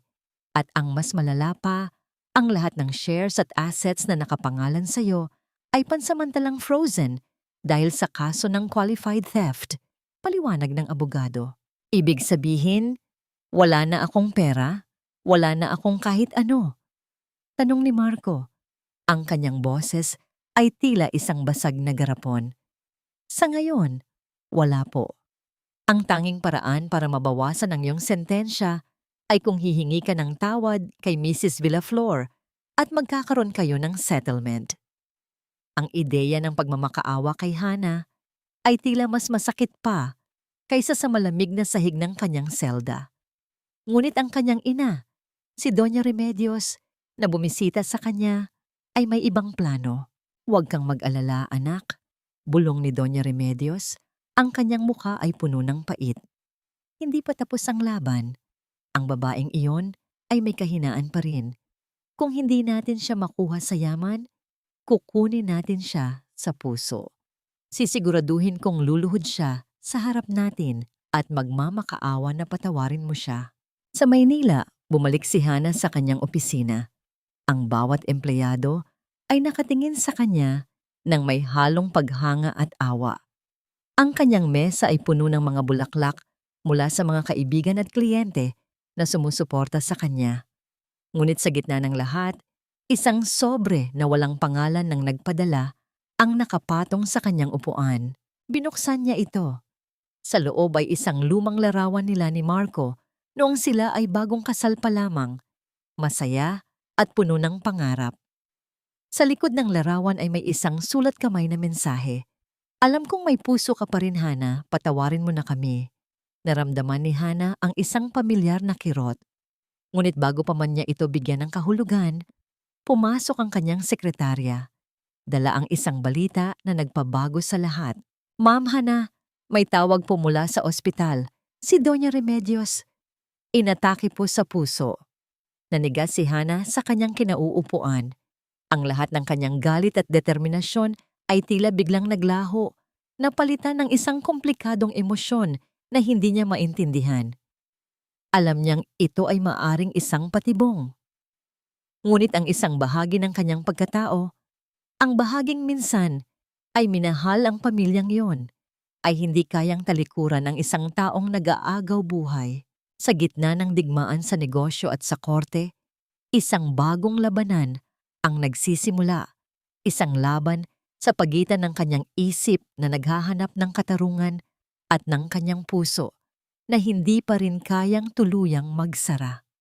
Ano ang gagawin mo, Hana? Ang babaeng nagdulot sa iyo ng pinakamasakit na sugat ay nasa bingit ng kamatayan. Tutulungan mo ba siya? O hahayaan mo na lang na ang tadhana ang maningil sa kanyang mga kasalanan? Ang amoy ng antiseptic ay tila dumidikit sa bawat sulok ng pribadong silid sa ospital. Nakatayo si Hana sa labas ng salaming bintana. Pinagmamasdan si Doña Remedios na mahimbing na natutulog sa kama. Napapalibutan ng mga makinang sumusubaybay sa bawat pintig ng kanyang humihinang puso. Ang babaeng dati ay puno ng buhay at kayabangan ay ngayon ay tila isang babasaging figura na anumang oras ay maaaring mabasag. Totoo ba ito o isa na namang palabas nila? Mahinang tanong ni David Reyes na nakatayo sa kanyang tabi. Ayon sa doktor, totoo ang atake. Stress-induced cardiomyopathy. Ang puso niya ay literal na nadurog dahil sa matinding emosyon. Sagot ni Hana, ang kanyang mga mata ay hindi maalis sa biyenan. Sa kabila ng lahat ng sakit na idinulot sa kanya ng matanda, may isang bahagi sa kanyang kalooban na nakakaramdam ng awa. Huwag mong hayaang gamitin nila ang iyong kabutihan laban sa Hana. Tandaan mo, ang isang ahas ay nananatiling ahas kahit pa nag-aagaw buhay ito. Paalala ni David. Lumabas ang doktor mula sa silid. Mrs. Villaflor, kailangan po nating magdesisyon. Ang kondisyon ni Mrs. Valeriano ay kritikal. Kailangan niya ng agarang angioplasty. Ngunit malaki ang gastos. Wala pong insurance ang pasyente at wala ring kamag-anak na gustong sumagot. Napapikit si Hana. Ang kabalintunaan ay tila isang mapait na sampal.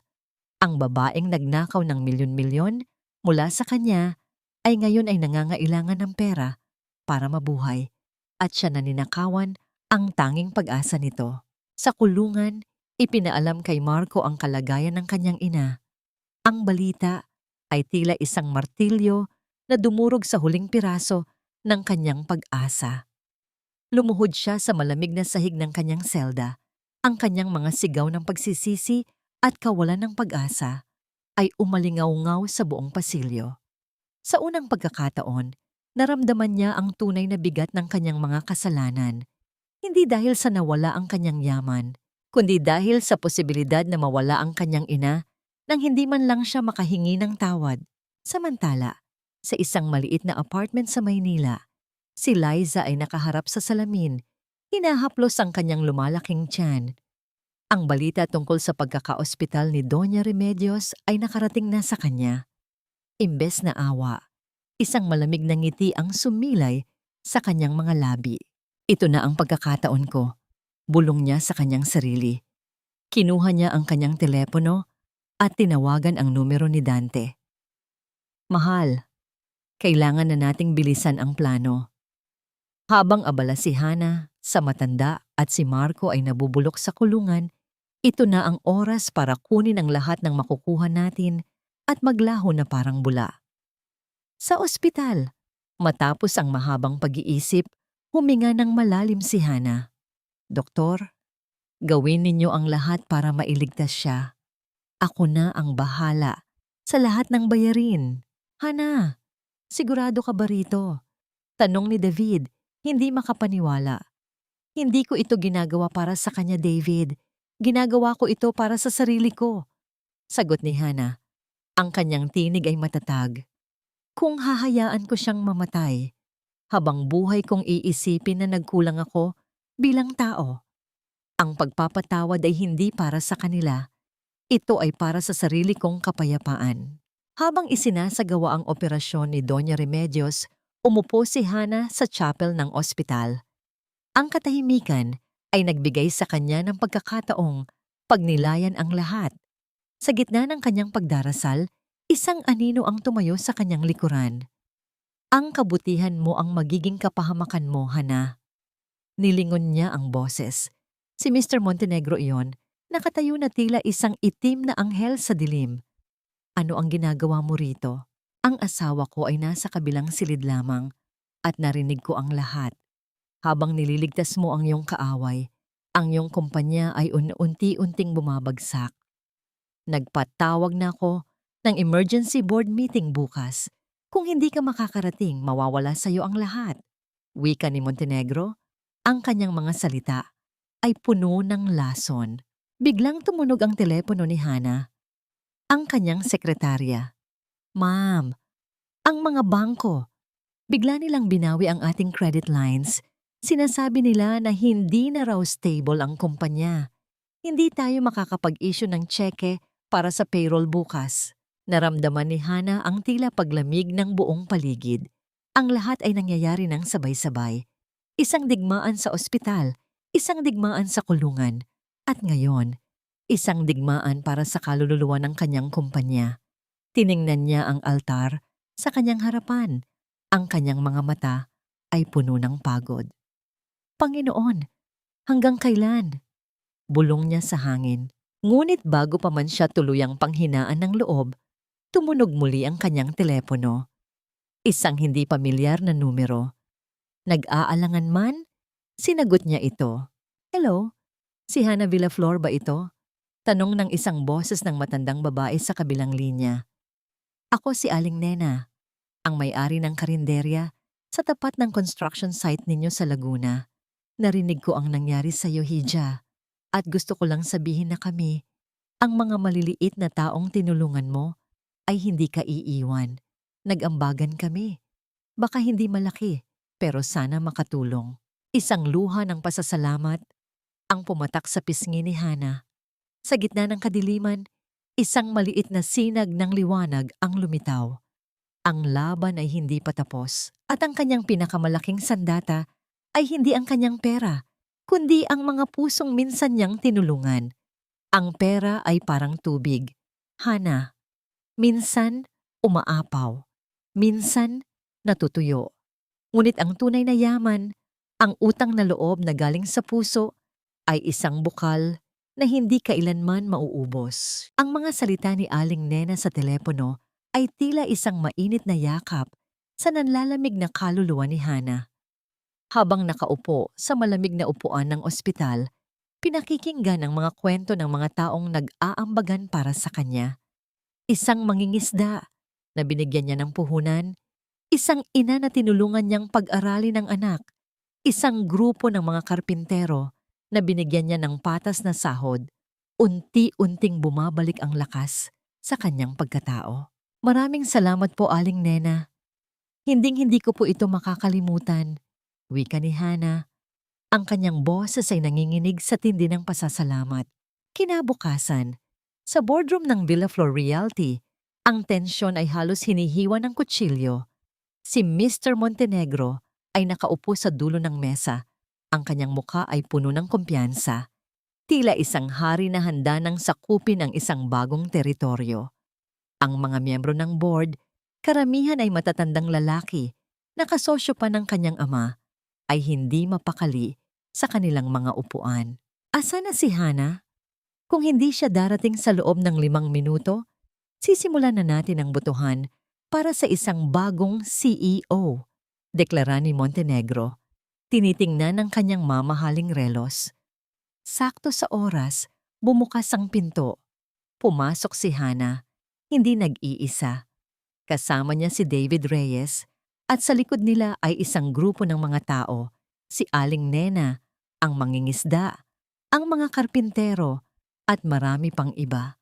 Sila ang mga maliliit na tao na bumubuo sa pundasyon ng tagumpay ng Villaflor Realty. Paumanhin sa pagiging huli, may mga importanteng bagay lang akong inasikaso, sabi ni Hana. Ang kanyang boses ay kalmado ngunit may bigat. Umupo siya sa kanyang silya sa kabisera ng mesa, diretsyong nakatingin sa mga mata ni Montenegro. Bago tayo magsimula, gusto ko munang ipakilala sa inyo ang mga tunay na shareholders ng kumpanyang ito. Nagsimulang magsalita si Aling Nena. Ikinuwento niya kung paano sila tinulungan ni Hana na magtayo ng kooperatiba. Sumunod ang mangingisda na nagpatunay kung paano nabago ng maliit na pautang mula kay Hana ang buhay ng kanilang buong barangay. Ang bawat testimonya ay isang patunay na ang Villaflor Realty ay hindi lamang tungkol sa tubo, kundi tungkol sa pagbabago ng buhay. Ang kumpanyang ito ay hindi lamang mga gusali at lupa, Mr. Montenegro. Ito ay mga pangarap. Ito ay komunidad. At hindi ninyo yan makukuha sa pamamagitan lamang ng pera. Pagtatapos ni Hana, biglang tumayo ang isa sa mga pinakamatandang board member, isang kaibigan ng kanyang ama. Naaalala ko ngayon kung bakit ako sumama sa iyong ama, Hana, dahil sa kanyang puso. At nakikita ko ang pusong yun sa iyo ngayon. Ang boto ko ay para sa iyo. Isa-isang sumunod ang iba. Ang plano ni Montenegro na maghasik ng pagdududa ay nabigo. Ang kanyang pera at kapangyarihan ay walang laban sa katapatan at utang na loob na binuo ni Hana sa loob ng maraming taon. Sa ospital, nagkamalay si Doña Remedios. Ang una niyang nakita ay ang mukha ni Hana na matiyagang nagbabantay sa kanyang tabi. Walang galit, walang panunumbat. Tanging isang uri ng pag-aalaga na matagal na niyang ipinagkait sa kanyang manugang. Bakit mo ito ginagawa? Hirap na tanong ng matanda. Dahil ito po ang tama, ma. At dahil sa kabila ng lahat, minsan ko rin po kayong itinuring na ina. Sagot ni Hana. Ang mga salitang yon ay tila mas matalas pa sa anumang scalpel na humiwa sa dibdib ni Doña Remedios. Sa unang pagkakataon, naramdaman niya ang bigat ng kanyang mga kasalanan. Ang mga luha ay nagsimulang mamuo sa gilid ng kanyang mga mata, mga luha ng tunay na pagsisisi. Samantala, natanggap ni Marco ang isang sulat mula sa kanyang ina. Nakasulat dito ang lahat, ang pag-aalaga ni Hana, ang pagbabayad nito sa ospital, at ang huling habilin ng matanda. Patawarin mo ang sarili mo, anak, at palayain mo na si Hana. Siya ang anghel na sinaktan natin, at hindi na natin siya kailanman magiging karapat-dapat. Ang sulat na yon ang tuluyang gumising kay Marco sa katotohanan. Kasabay ng balita na si Liza ay tumakas na, kasama si Dante, dala ang lahat ng pera na naipon nila. Naintindihan na ni Marco ang lahat. Nag-iisa na lamang siya. Iniwan ng lahat ng taong pinagkatiwalaan niya at pinatawad ng taong pinakasinaktan niya. Sa isang payapang hapon, habang nakatanaw sa dagat mula sa beach house ni David, nakatanggap si Hana ng isang tawag mula sa kulungan. Si Marco iyon.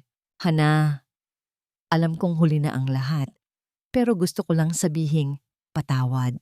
At salamat. Malaya ka na. Ibinaba ni Hana ang telepono.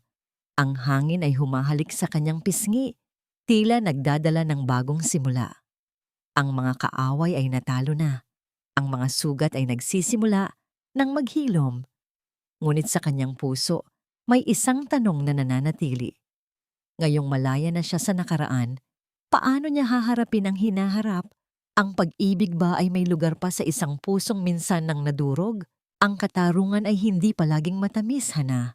Minsan, ito ay mapait na gamot na kailangan nating lunukin para tuluyang gumaling. Nakatayo si David Reyes sa tabi ni Hana, Parehong nakatanaw sa papalubog na araw sa dalampasigan ng Batangas. Ang kulay kahel na sinag ng araw ay tila nagpipinta ng isang larawan ng kapayapaan sa ibabaw ng dagat. Isang kapayapaan na unti-unti nang nararamdaman ni Hana sa kanyang kalooban. Tapos na ba talaga, David? Tanong ni Hana. Ang kanyang tinig ay halos isang bulong. Parang isang masamang panaginip na sa wakas ay nagwakas na. Tapos na ang isang kabanata, Hana. Pero isang bago naman ang magbubukas, sagot ni David. Inabot niya ang isang folder kay Hana. Final court decision. Annulment granted on the grounds of psychological incapacity. Si Marco ay nahatulan ng 10 taon sa kasong qualified theft. Si Doña Remedios, dahil sa kanyang kalagayan, ay nasa ilalim ng house arrest. At si Liza at Dante, may international warrant na para sa kanila. Ang hustisya ay naibigay na. Binuksan ni Hana ang folder. Ang bawat salita sa papel ay tila isang tanikalang pinuputol mula sa kanyang mga paa. Malaya na siya. Ngunit ang kalayaan ay may kasamang isang uri ng kalungkutan. Ang kalungkutan para sa mga taong nawala at mga pangarap na hindi natupad. Paano si Mama Remedios? Tanong ni Hana. Nasa probinsya siya, sa pangangalaga ng isang nurse na binabayaran mo pa rin. Ayon sa huling ulat, madalas daw siyang nakaupo sa bintana, nag-iisa at tahimik, sagot ni David. Ang pinakamatinding parusa para sa kanya ay hindi ang kulungan, kundi ang kalungkutan at pagsisisi. Isang mahabang katahimikan ang namagitan sa kanila. Ang tanging maririnig ay ang marahang hampas ng alon sa dalampasigan. David, salamat sa lahat. Wika ni Hana, lumingon sa kaibigan. Hindi ko alam kung paano ko ito malalagpasan kung wala ka. Kaibigan mo ako, Hana, at kaibigan ng pamilya mo. Iyon ang pinakamahalaga. Sagot ni David, ang kanyang nangiti ay tapat at walang halong anumang pag-aasam. Ang kanilang relasyon ay nanatiling dalisay, isang pagkakaibigan na binuo sa respeto at pagtitiwala, hindi sa romansa. Makalipas ang ilang buwan, ibinuhos ni Hana ang kanyang buong atensyon sa pagpapalago ng Villa Flor Realty. Ngunit hindi na ito tulad ng dati. Ang bawat proyekto niya ngayon ay may kasamang isang social component, pabahay para sa mga single mothers, scholarship programs para sa mga anak ng construction workers, at mga livelihood projects para sa mga komunidad na kanyang pinagtatayuan. Ang kanyang opisina ay hindi na lamang isang lugar ng negosyo, kundi isang sentro ng pag-asa. Ang maikli niyang buhok ay humaba ng bahagya, nagbibigay lambot sa kanyang mukha, ngunit ang kanyang mga mata ay nanatiling matatag, puno ng karunungan na natutunan mula sa sakit. Isang araw, habang binibisita ang isa sa kanyang mga pabahay project, isang maliit na batang babae ang lumapit sa kanya at nag-abot ng isang bulaklak ng gumamela. Salamat po, Tita Hana. Dahil sa inyo, may sarili na po kaming bahay ng nanay ko. Ngumiti si Hana at hinaplos ang buhok ng bata. Sa mga mata ng batang iyon, nakita niya ang isang uri ng kaligayahan na hindi kayang bilhin ng pera. Ito ang tunay na tagumpay. Ito ang tunay na yaman. Sa korte, sa huling araw ng paglilitis ni Marco, nagdesisyon si Hana na dumalo. Hindi para manumbat, kundi para sa isang formal na pagtatapos. Nakita niya si Marco. Mas payat at tila mas matanda ng 10 taon. Nagtama ang kanilang mga mata. Sa mga mata ni Marco, wala nang galit. Tanging isang malalim na lungkot at pagsisisi. Tumango si Marco sa kanya, isang tahimik na paghingi ng tawad, at tumango rin si Hana, pabalik, isang tahimik na pagpapatawad. Habang papalabas siya ng korte, isang reporter ang humarang sa kanya. Miss Villaflor, anong masasabi ninyo ngayon na tapos na ang lahat? May plano po ba kayong magmahal muli? Napaisip si Hana. Tumingin siya sa kalangitan, sa mga ulap na malayang gumagalaw. Ang pagmamahal ay hindi nawawala. Nag-iiba lang ito ng anyo. Sagot niya, sa ngayon, Ang pagmamahal ko ay para sa aking sarili, sa aking komunidad, at sa mga taong patuloy na naniniwala sa kapangyarihan ng pangalawang pagkakataon. Sa kanyang pag-alis, hindi niya napansin ang isang pamilyar na anino na nakamasid mula sa malayo. Si David Reyes, nakangiti habang pinapanood ang babaeng kanyang hinahangaan, na buong tapang na humaharap sa bagong yugto ng kanyang buhay, hindi bilang isang biktima, kundi bilang isang tunay na reyna ng kanyang sariling kapalaran. Ang kwento nila ay maaaring hindi isang kwento ng pag-ibig, ngunit ito ay isang kwento ng mas malalim na koneksyon, isang pag-ibig na nagpapatibay at nagpapalaya. Pabalik sa Batangas, nagpasya si Hana na manatili muna sa beach house ni David upang makahanap ng tuluyang kapayapaan. Isang hapon, habang naglalakad sa dalampasigan, isang matandang mangingisda ang lumapit sa kanya. May dalang isang maliit at lumang baul na kahoy. "Ma'am Hana, nakita ko po ito sa mga lambat ko kaninang umaga. May pangalan ninyo pong nakaukit," wika ng matanda. Kinuha ni Hana ang baul. Totoo nga, sa takip nito ay may nakaukit na pangalan niya, ginawa sa paraang pamilyar sa kanya. Dahan-dahan niya itong binuksan. Sa loob, nakalatag sa ibabaw ng pulang pilus, ay ang mga bagay na minsan niyang itinuring na kayamanan. Ang unang sulat sa kanya ni Marco, ang mga pinatuyong bulaklak mula sa kanilang unang anibersaryo, at ang singsing na isinuot niya noong sila'y ikinasal. Sa ilalim ng lahat ng ito ay isang sulat. Ang sulat kamay ay kay Doña Remedios. "Hana, aking anak." Panimula ng sulat. "Kung nababasa mo ito, marahil ay wala na ako. O marahil ay natagpuan mo na ang kapayapaan na matagal na naming ninakaw sa iyo. Ang baul na ito ay simbolo ng lahat ng aming kasalanan. Inutusan ko ang isang katiwala na itapon ito sa dagat, sa pag-aakalang sa pagkawala nito ay mawawala rin ang aming mga kasalanan. Ngunit ang dagat, tulad ng tadhana, ay may sariling paraan ng pagbabalik ng mga bagay na dapat harapin. Patawarin mo ako, Hana. Nabulag ako sa aking pagiging ina, sa kagustuhan kong bigyan ng magandang buhay ang aking anak, kahit nasa maling paraan. Hindi ko nakita na ang tunay na yaman ay nasa tabi ko na pala. Ikaw. Ang kabutihan mo ang salamin na nagpakita sa akin ng sarili kong kapangitan. Ang pagbabayad mo sa aking operasyon ang gumising sa akin sa katotohanang mas marangal ka pa sa lahat ng gintong hinangad ko. Ang huling habilin ko ay simple lamang. Huwag mong hayaang patayin ng aming kasamaan ang kabutihan sa iyong puso. Magmahal kang muli. Buuin mo ang pamilyang ipinagkait namin sa iyo. At kung sakali, sa iyong paglalakbay, ay maalala mo ako, huwag mo akong alalahanin bilang isang halimaw. Alalahanin mo ako bilang isang babaeng naligaw ng landas, na sa huling sandali ng kanyang buhay ay natagpuan ng liwanag dahil sa iyong pagpapatawad. Naramdaman ni Hana ang pagtulo ng kanyang mga luha sa ibabaw ng papel. Ang mga ito ay hindi na luha ng sakit, kundi luha ng pag-unawa. Ang huling tanikala na nag-uugnay sa kanya sa mapait na nakaraan ay naputol na. Tumayo siya, dala ang baul, at lumapit sa tubig. Isa-isa niyang inihagis ang mga laman nito pabalik sa dagat. Ang sulat, ang mga bulaklak, ang singsing. Habang pinapanood niya itong lumubog sa kailaliman, naramdaman niya ang isang kakaibang gaan. Hindi na siya si Hana Valeriano, ang asawang pinagtaksilan. Hindi na siya si Hana Villaflor, ang anak na naghahanap ng katarungan. Siya na ngayon ay si Hana, isang babaeng buo, malaya, at handa ng yakapin ang anumang dalhin ng mga alon.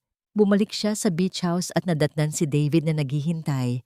May dalang 2 tasa ng tsa. "Mukhang may natapos kang isang mahalagang bagay," wika ni David, nakangiti. "Oo, ang huling pagpapatawad," sagot ni Hana. Ang pagpapatawad sa kanila at higit sa lahat, ang pagpapatawad sa sarili ko sa pagpayag na saktan nila ako ng ganito katagal. Umupo sila sa veranda, Tahimik na pinapanood ang paglubog ng araw. Walang mga salitang kailangan. Ang kanilang pagkakaunawaan ay mas malalim pa sa anumang usapan. Sa sandaling iyon, alam ni Hana na handa na siya. Hindi para magmahal ng iba, kundi para buksan ang kanyang puso sa posibilidad na balang araw may isang taong darating na hindi susubukang punan ang kanyang mga pagkukulang, kundi sasamahan siyang maglakad sa kanyang pagiging buo. Kinabukasan, nagpasya si Hana na lisanin ang Batangas, ngunit bago umalis, iniwan niya ang beach house na mas malinis at mas maayos kaysa sa dati. Sa ibabaw ng mesa sa sala, nag-iwan siya ng isang maliit na sobre para kay David. Nang buksan ito ni David, isang susi ang laman nito. Sa ilalim ay may isang maikling sulat. Salamat sa pagiging kanlungan ko. Ngayon, ako naman ang magtatayo ng sarili kong tahanan. Isang tahanan na hindi gawa sa semento, kundi sa pag-asa. Balang araw, iimbitahan kita. Napangiti si David. Alam niyang ang susi ay hindi lamang para sa isang pisikal na bahay. Ito ay isang susi para sa isang hinaharap na puno ng mga posibilidad. Habang nagmamaneho si Hana palayo, isang pamilyar na kanta ang tumugtog sa radyo. Isang kanta tungkol sa paglaya at pagsisimula muli. Sa unang pagkakataon, sa loob ng mahabang panahon, sumabay siya sa kanta. Ang kanyang tinig ay malinaw at puno ng buhay. Ang daan sa kanyang harapan ay malawak at walang hangganan. At sa wakas, siya na ang may hawak ng manibela. Makalipas ang isang taon, sa isang maliit at tahimik na bayan sa Palawan na napapaligiran ng luntiang mga burol at turkesang tubig, isang bagong komunidad ang nagsimulang umusbong. Tinawag itong Pamayanan ng Pag-asa, isang lugar na itinayo para sa mga kababaihang nakaranas ng pang-aabuso at pagtataksil, mga babaeng tulad ni Hana ay naghahanap ng pangalawang pagkakataon. Dito, si Hana ay hindi na si Miss Villaflor, ang makapangyarihang CEO. Siya ay si Ate Hana, ang tagapagtatag ng pundasyon, ang nakikinig sa kanilang mga kwento, ang nagtuturo sa kanila ng mga kasanayan sa pagnenegosyo, at ang nagpapaalala sa kanila araw-araw na ang kanilang halaga ay hindi nasusukat sa sakit na kanilang dinanas. Ang pundasyon na pinangalan ng Alay sa Mga Ina ay hindi lamang nagbibigay ng tirahan, nagbibigay ito ng edukasyon, legal na tulong, at higit sa lahat, isang kapatiran.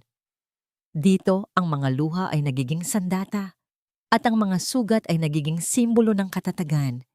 Isang hapon, habang nagtatanim ng mga gulay sa hardin kasama ang ilang mga ina, isang batang babae ang tumakbo palapit sa kanya. May dalang isang sobre.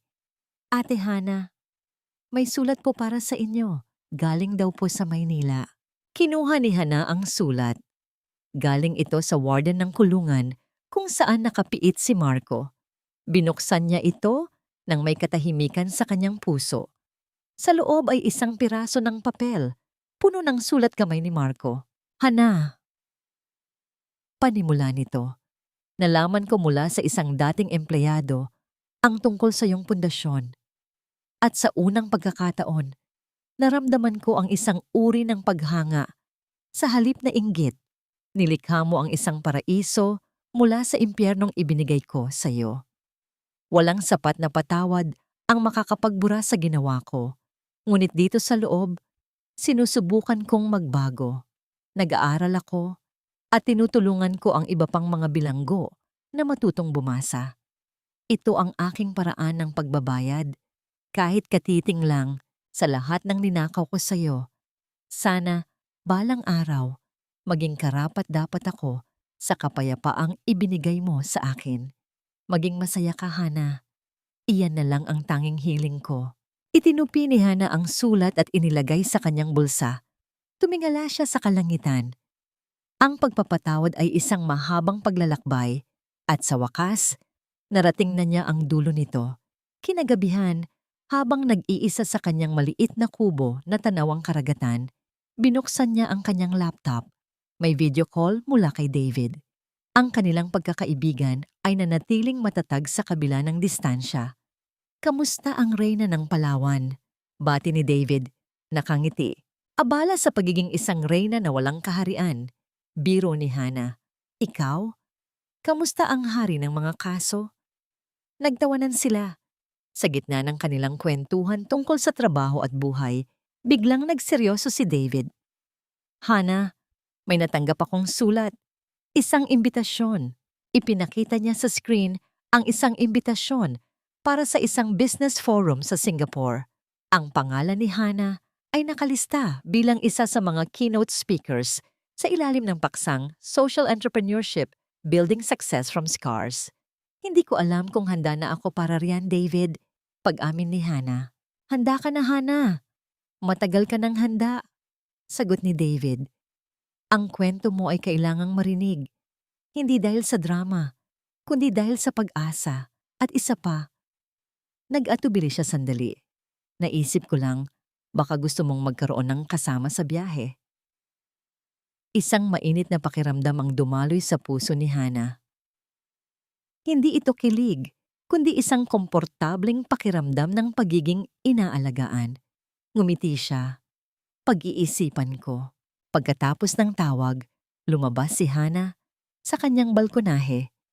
Ang hangin ay sariwa at ang kalangitan ay puno ng mga bituin. Naalala niya ang babaeng minsan ay umiiyak sa dilim, ang babaeng nawalan ng lahat. At tiningnan niya ang kanyang sarili ngayon. Isang babaeng nakahanap ng lahat, hindi sa yaman o sa pag-ibig ng iba, kundi sa pagbibigay ng sarili para sa iba. Isang babaeng nagngangalang Maria, isa sa mga tinutulungan niya, ang lumapit at nag-abot sa kanya ng isang tasa ng mainit na salabat. Maganda ang gabi, Ate Hana. Salamat, Maria. Oo, napakaganda. Sagot ni Hana. Alam niyo po, ate, kayo ang nagturo sa amin na ang bawat paglubog ng araw ay may kasamang pangako ng bagong umaga. Sabi ni Maria. Ngumiti si Hana. Habang nakatingin sa karimlan ng dagat, alam niyang hindi na siya natatakot sa kung ano ang darating bukas. Ang kanyang paglalakbay ay hindi pa tapos. Sa katunayan, ito ay nagsisimula pa lamang. At sa pagkakataong ito, ang bawat hakbang ay hindi na patungo sa paghihiganti o paglimot, kundi patungo sa isang buhay na puno ng kahulugan, layunin at walang katapusang pag-asa. Makalipas ang 2 taon, ang umaga sa Palawan ay may ibang uri ng pangako. Hindi ito ang nagmamadaling bukang liwayway ng Maynila na hinahabol ng mga deadline at ambisyon. Dito, ang araw ay dahan-dahang gumigising, ang kanyang ginintuang sinag ay humahalik muna sa mga alon bago yumakap sa kabundukan. Nakatayo si Hana sa balkonahe ng kanyang maliit na kubo. Hawak ang isang tasang kape. Sa ibaba, sa pamayanan ng pag-asa, naririnig na niya ang mahinang tawanan ng mga bata at ang kwentuhan ng mga ina na naghahanda para sa isang bagong araw. Ang bawat tunog ay musika sa kanyang pandinig. Isang himig ng buhay na kanyang tinulungang buuin mula sa mga durog na pangarap.